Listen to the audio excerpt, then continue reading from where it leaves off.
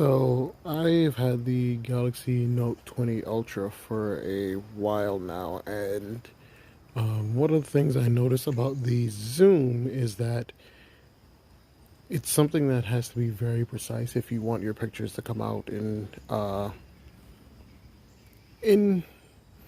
at least more than acceptable quality. Um, I know that this is a very new camera, and I know that there are things that Samsung will be working out that they'll most likely put into the new devices next year and the year after that. But I just kind of wanted to make this video as an informational video, um, just something you may or may not have noticed. And this is just going to be about the zoom. So what I'm talking about is the fact that if you are doing a photo, you really have to kind of be careful with how you zoom. So let's take a look here. If you notice, all right, let's put this on wide angle. So I have it all the way on the widest angle it can be on right now, and this quality is pretty okay, right? So if I go in to about 0.9, I believe it is, look what's going to happen when I go up to 1x. All right, so did you see that change there? If you notice, picture becomes much more clear at 1 times. And if I zoom in, keep zooming in,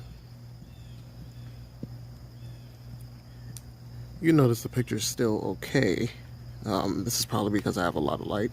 I am in no way a camera expert, so please don't look at me as one or judge me as one.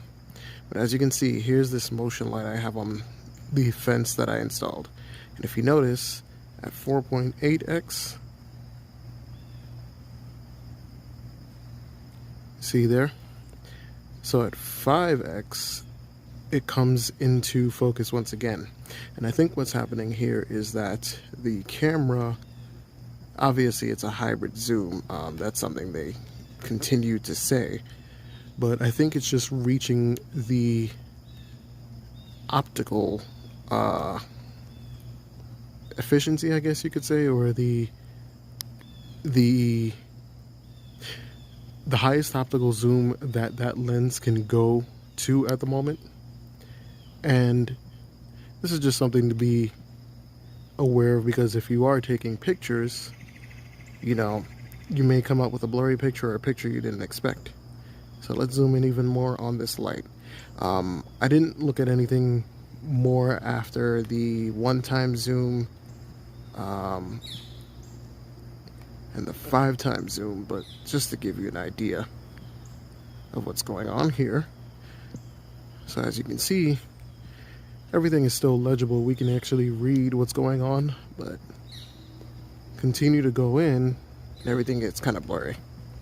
Now, like I said, this technology is very, very new, of course, so this is to kind of be expected.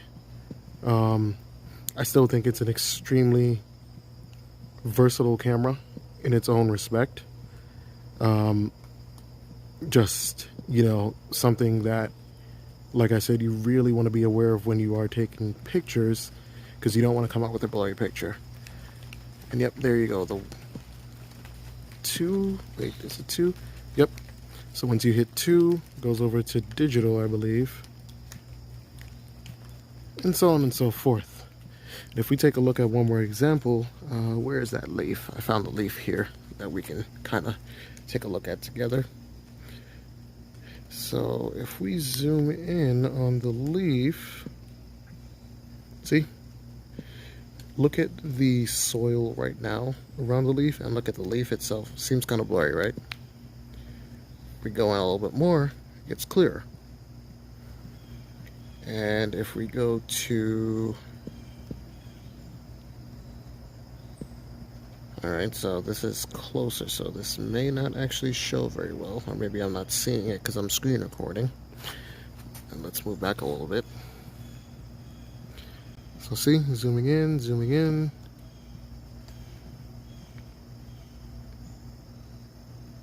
And see, look at where I have the I don't know what that bar is called, the zoom in focus bar, whatever you want to call it, right now, and look at everything. Look at the dirt, the leaves, everything. And now look at it at 5. Hold on, let's see, 5.